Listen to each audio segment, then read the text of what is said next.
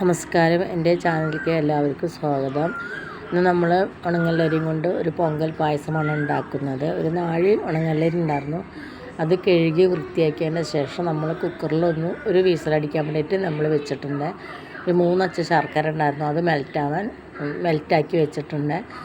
ഒരു ഉരുളി അടുപ്പത്ത് വെച്ച് അതിലേക്ക് കുറച്ച് നെയ്യ് ഒഴിച്ച് അതിൽ കുറച്ച് മുന്തിരിങ്ങ ഇട്ട് നല്ലപോലെ വറുത്ത് കോരി എടുത്തു. വറുത്ത് കോരി എടുത്ത നെയ്യിലേക്ക് നമ്മൾ ഒരു വീസിലടിച്ച അരി ഉണങ്ങലരി വേവിച്ച് വെച്ച് നമ്മൾ അതിലേക്ക് ഒഴിച്ചു.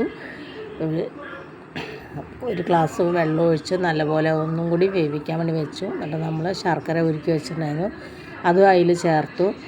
എന്നിട്ട് നല്ലപോലെ ഇളക്കി എന്നിട്ട് ഒരു നുള്ളു ഉപ്പിട്ട് ഒരു മുറി തേങ്ങ, കുറച്ച് ഏലക്കപ്പൊടിയും ചേർത്തു. കുറച്ച് ജീരകത്തിൻ്റെ പൊടി ഉണ്ടായിരുന്നു, അതും ചേർത്തു.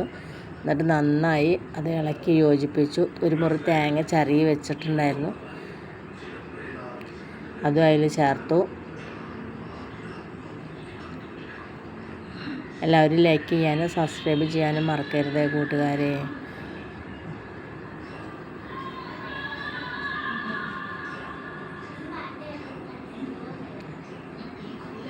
അങ്ങനെ തേങ്ങ ചിരകി വെച്ചത് നമ്മൾ അതിലേക്ക് അരി വെന്ത് വന്നപ്പോൾ അതിലേക്ക് ഇട്ടു. എന്നിട്ട് നല്ലപോലെ മിക്സ് ചെയ്തതിന് ശേഷം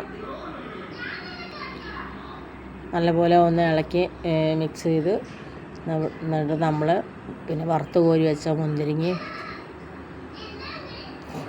അതിലേക്ക് ഇട്ടു. അങ്ങനെ നമ്മുടെ പൊങ്കൽ റെഡിയായി.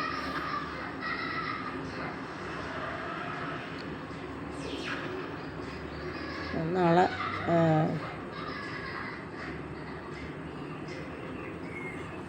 വറുത്ത് കോരി വെച്ച മുന്തിരിങ്ങ അതിലിട്ടു. അങ്ങനെ നമ്മുടെ പൊങ്കൽ റെഡിയായി. നാളെ നല്ലൊരു വീഡിയോ ആയിട്ട് നാളെ വരാം. ബൈ.